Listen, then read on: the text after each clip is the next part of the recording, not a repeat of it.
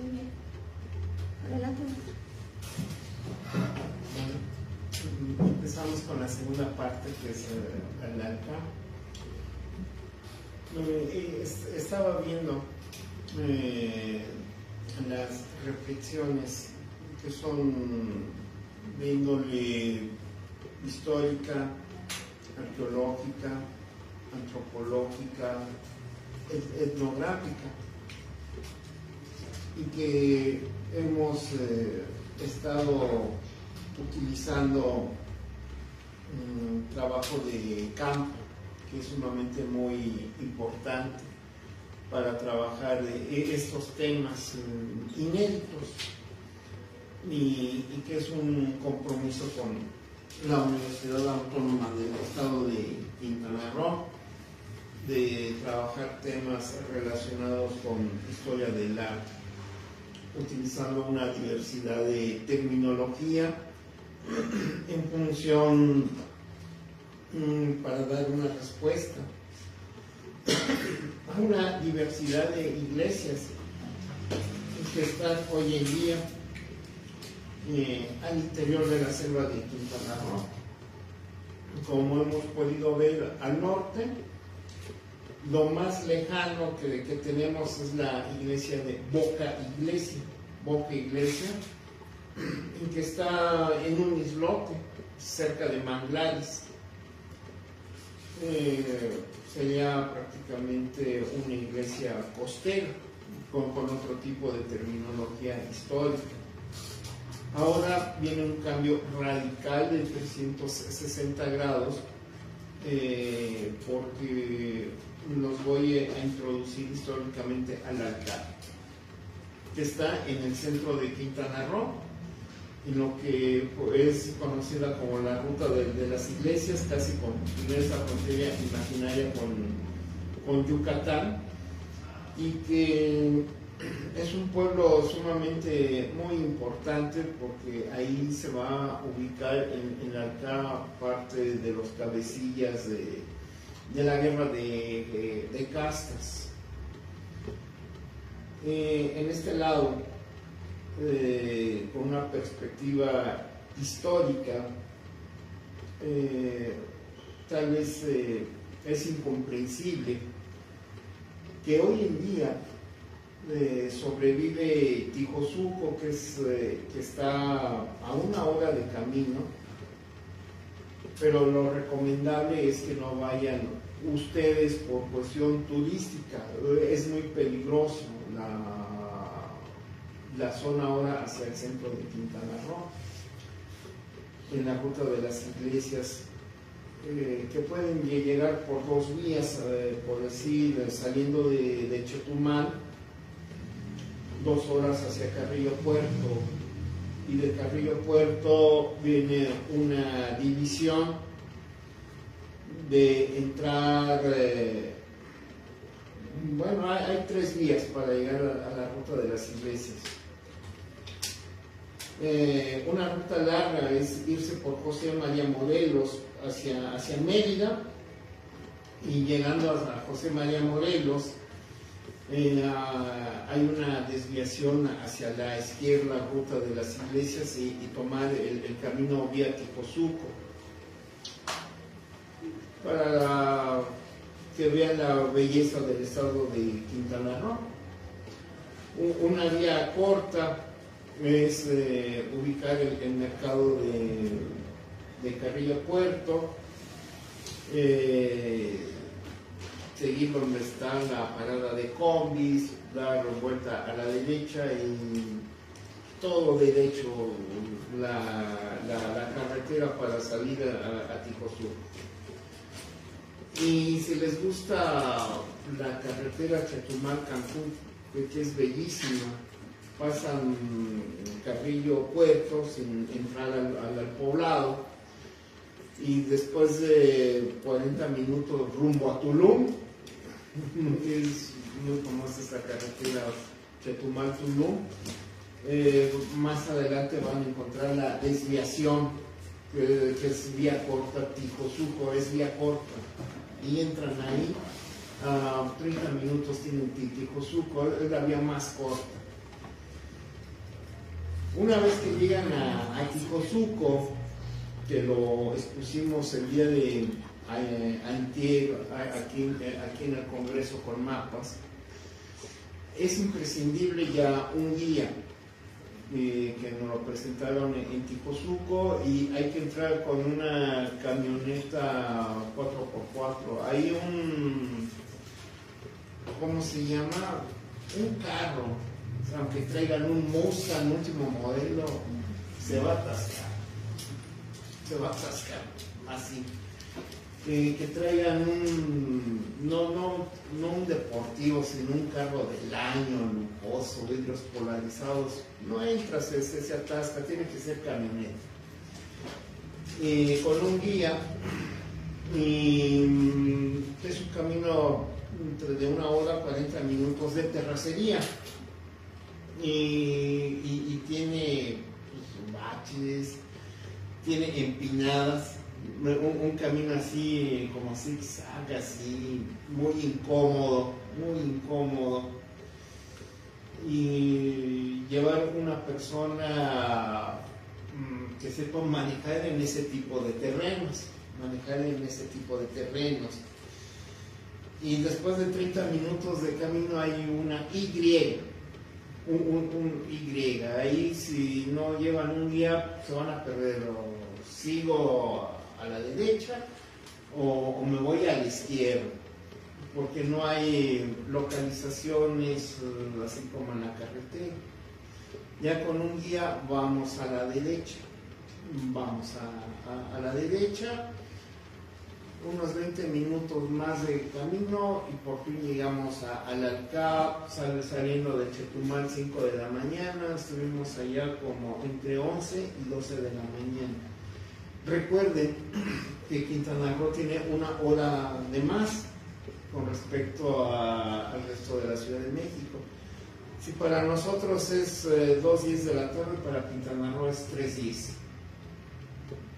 Y eso, para las personas que van a Quintana Roo, su reloj biológico va a cambiar para la hora de dormir y tomar alimentos. Eso es sumamente muy importante. Y en esta ocasión no llevamos sangre, se nos va a echar a perder, pero sí llevábamos 4 litros de agua para cada quien. Muy importante, porque estamos en abril a 46 grados. Siempre hay que salir en tiempo cuando no hay lluvia, para evitar todas las alimañas que haya al interior de la selva. Si ustedes me preguntan, bueno, ¿cuál es la importancia del Alcap? Que es la única iglesia en donde van a encontrar pintura barroca. En ninguna otra iglesia de Quintana Roo de la época virreinal no van a encontrar pintura barroca. El Alcap sí, por eso mi interés de ir al Alcap. ¿Cómo me entero que hay pintura barroca? Por 2 artículos me entero.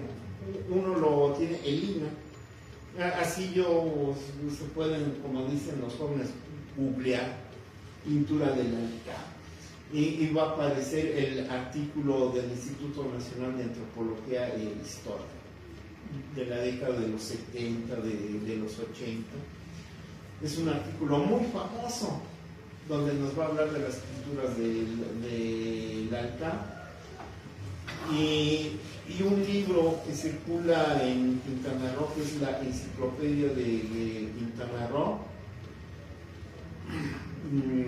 Eso lo tiene la Universidad de Quintana Roo. Buscar el tomo de la L,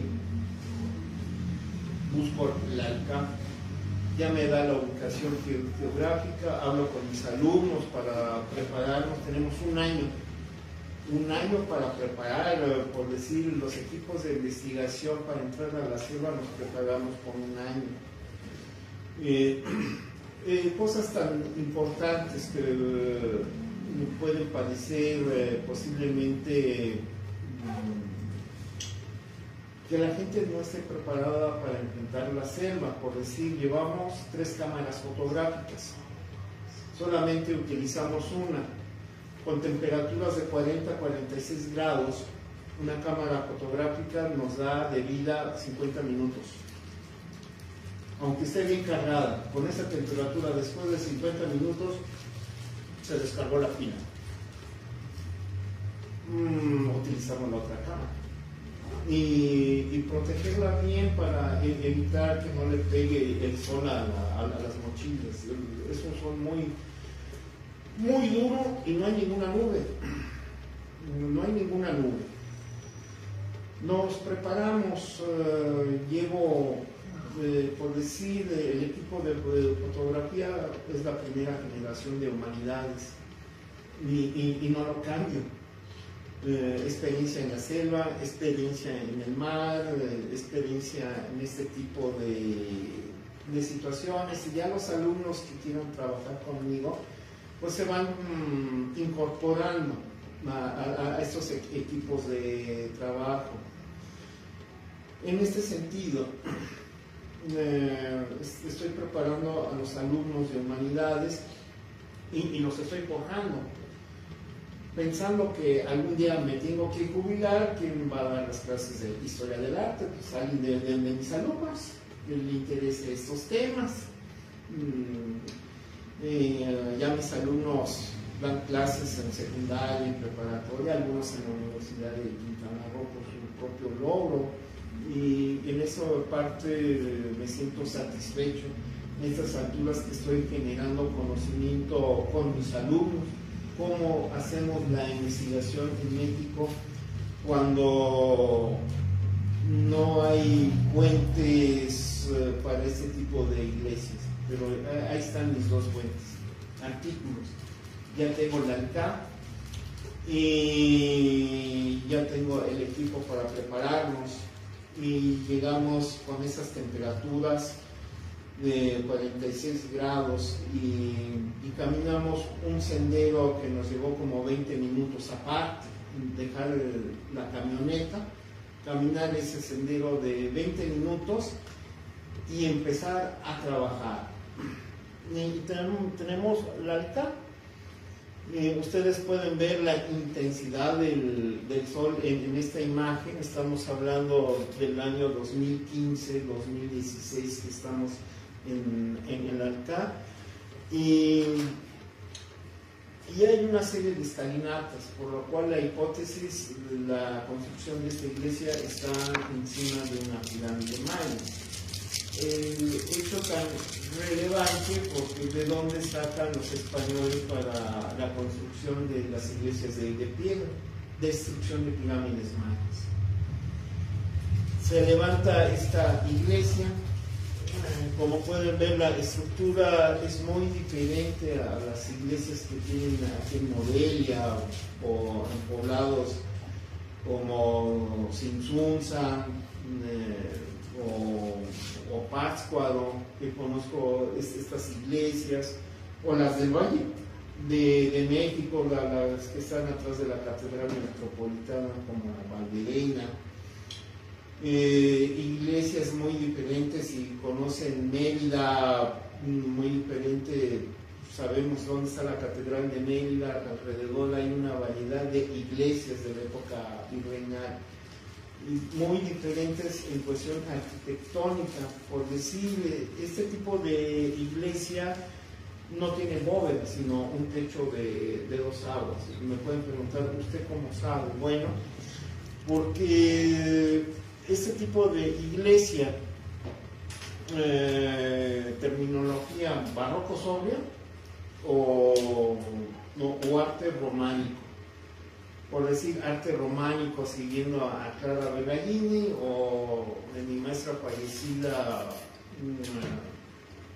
Elisa Vargas Lugo, barroco sobrio. Cualquiera de los 2 términos está correctamente bien. No hay pilastras, no hay columnas. Es una característica de las iglesias virreinales del estado de Quintana Roo. Tenemos ventanales, el pórtico, siguiendo los libros de historia del arte como el de Gombrich, el pórtico para ingresar a la nave principal. Se ve una escalera de madera, algún cuidador la dejó ahí. Y algo muy importante, cuando entramos a la nave, más de una persona al pisar se hunde el pie, por lo cual hay agujero de tusa. Cuando detectamos esto, que el guía nos lleve en línea recta, por decir, imagínense, alguien se puede ir hasta fracturar un pie, va uno caminando normal y de repente se va el pie. Son cosas tan simples y tan sencillas que uno debe de tener mucho cuidado, ¿verdad? Hay mucho agujero de tusa ahí. Simplemente le dije al guía, tú guíanos en línea recta, donde tú pises nosotros pisamos. Cuido a mis alumnos también, digo también a mis alumnos. Tenemos a la entrada, aquí hay una escalinata, que no se ve aquí una imagen, aquí hay una escalinata, 3, 4 escalones, para tener un atrio muy pequeño, para tener ese pórtico muy pequeño, ingresar a la nave. La siguiente, por favor. Y una vez que tuvimos esa experiencia de pisar y se nos fue el pie, ahora sí que el guía nos guíe un camino recto para llegar prácticamente al altar. Mis alumnos me empiezan a preguntar por qué la destrucción y por qué hoy en día hay saqueo de las iglesias. Hoy en día sabemos que hay saqueo. En la época colonial, cuando se funda una iglesia, hay una piedra clave. Esa piedra clave puede estar en el altar, o si ustedes han ido a la Ciudad de México, allá por Santa Fe, al desierto de los Leones, hay una iglesia agustina, y en uno de los muros laterales del pórtico, a mano derecha, parte superior, dice piedra clave, la fundación de la iglesia. Puede estar esa piedra clave a la entrada de la iglesia. ¿Qué hacen los españoles? Los españoles ponen un sarcófago de madera con doblones españoles. Los doblones son de oro, con un documento firmado por el sacerdote para la fundación de la iglesia, con el visto bueno de una ordenanza por parte del clérigo provincial, y unos 2-3 metros se pone el sarcófago y después esa piedra clave para la construcción de la futura iglesia, y hay una sagrada misa en latín con las personas en esa fundación. Por eso hoy en día hay una gran cantidad de personas en busca de esos doblones. Los doblones he visto allá en Quintana Roo, tienen familias, podríamos decir, de recursos económicos. Yo pregunto cómo obtuvieron esos doblones españoles, que me los han mostrado físicamente, de 1500, hay uno de 1562 y otro de 1558. Yo los vi físicamente, me permitieron tomarle fotografías para dar conferencias. Gente radicada en Chetumal, que tienen abuelos que en la década de los años 30 o 40 van a pescar a Mahahual y ven pequeñas cajitas de madera, las abren, doblones españoles. No, pues por eso mucha gente va a Mahahual. Uno dice, sí, he ido a Mahahual 2 veces, zona turística, es muy caro, dolarizado, los hoteles son de italianos, ya subió el costo y actualmente son playas privadas. En la década de los años 30 o 40 pues eran playas vírgenes. Todo eso lamentablemente ahora con esta cuestión de la terminología de la gentrificación, pues lamentablemente lo que es Cancún, Playa del Carmen, Cancá, Tulum, son playas privadas. A menos de que tengas dólares para quedarte en el hotel de los americanos, mínimo $100 a la noche, puedes andar ahí en las playas, y si no, no tienes acceso. Y yo lo vi, yo vengo de Quintana Roo, también tengo 20 años, entonces allá la gentrificación está desde mucho antes que yo llegara. En el año 2006 yo llegué a Chetumal, entonces pues, lamentablemente allá está peor la situación de la gentrificación. Españoles, gringos, pero las playas ni siquiera pertenecen a los mayas. Toda esa parte de la costa oriental, a menos de que quieran disfrutar y tener unos dólares, pueden entrar al hotel y disfrutar la playa. Bueno, entonces hay una riqueza muy incomparable que los doblones españoles los he visto en la casa de Banamex en la Ciudad de México, en Campeche, en el Museo de Lina tienen doblones españoles, son de oro. Y si tienen ustedes un doblón español, tienen una riqueza muy invaluable, como lo he mencionado. En este sentido, no se ha encontrado ninguna, con los lugareños que andan buscando esos doblones españoles, no han encontrado esa caja que yo he mencionado. Y van a seguir buscando hasta que la encuentren, ¿no?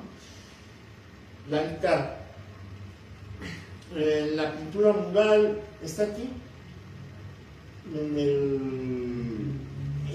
el altar. Es la única iglesia virreinal de Quintana Roo que tiene pintura de la época del barroco. No la van a encontrar en ningún otro lugar. Por eso la importancia de trabajar de estos temas inéditos sobre iglesias que están en la selva de Quintana Roo. El personaje principal en el libro que yo menciono de las iglesias del centro y norte de Quintana Roo, que lo publicó la UPRO en el año 2018, estoy trabajando la altar y se me ocurre hacer un trabajo iconográfico que está en el libro. Mis alumnos me preguntan, ¿usted cómo sabe que es San Miguel Arcángel? Aunque yo ya había leído esos 2 artículos sobre el altar, que uno es la enciclopedia de Quintana Roo, que lo tiene la UPRO, y la otra lo pueden encontrar en el Google poniendo pintura altar, los va a redireccionar a ese artículo del libro.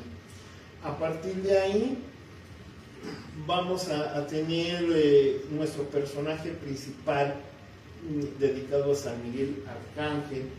Posiblemente por la tonalidad de los colores sea siglo XVIII. Mis alumnos me hacen la pregunta, ¿por qué siglo XVIII? Porque sabemos que la pintura del siglo XVII, siglo XVIII en estas latitudes es de 2 colores, el blanco y negro. Y los ejemplos que tenemos, por decir, es el convento de Mama, el convento de Maní, en donde hay pintura barroca mural con estos colores. Nosotros, si fuéramos a Tzintzuntzan, por decir mañana, al convento de Tzintzuntzan, que lo conozco, al interior, en lo que sería el claustro, hay imágenes de San Agustín en blanco y negro, no hay ningún otro color. Ese tipo de color lo vamos a tener en los conventos de Mama, y de Mani, que sería la ruta de los conventos cuando uno va hacia Mérida. Ese tipo de tonalidad no lo vamos a tener aquí, sino vamos a tener un tipo de tonalidad rojizo.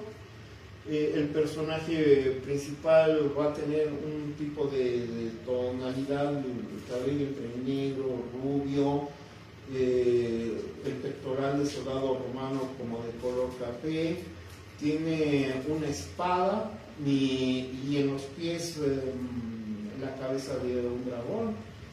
Desde un punto de vista iconográfico es San Miguel Arcángel. Y eso lo pueden ver ustedes aquí en la catedral de Morelia, en la portada principal, en la parte superior del segundo cuerpo de piedra tienen a San Miguel Arcángel. Hay dos arcángeles más que no han sido identificados todavía, pero a mí me da pistas Pátzcuaro. Cuando vayan ustedes a Pátzcuaro, que sería la iglesia jesuita, hay una variedad en la parte del pórtico al interior de la iglesia. Lo recuerdo bien, es piso de madera, está uno entrando, rechina el piso y ve uno al pórtico, se tiene a San Miguel Arcángel, del lado izquierdo a San Rafael y del lado derecho a San Gabriel. Y aquí tenemos dos arcángeles que no se pueden distinguir.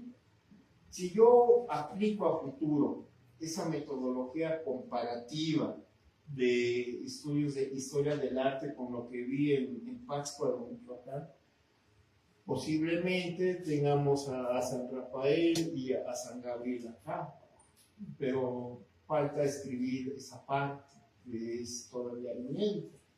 Por lo cual, en este proceso, yo me concentro en San Miguel Arcángel, hago un trabajo de iconografía y hago una reconstrucción para establecer que tenemos jambas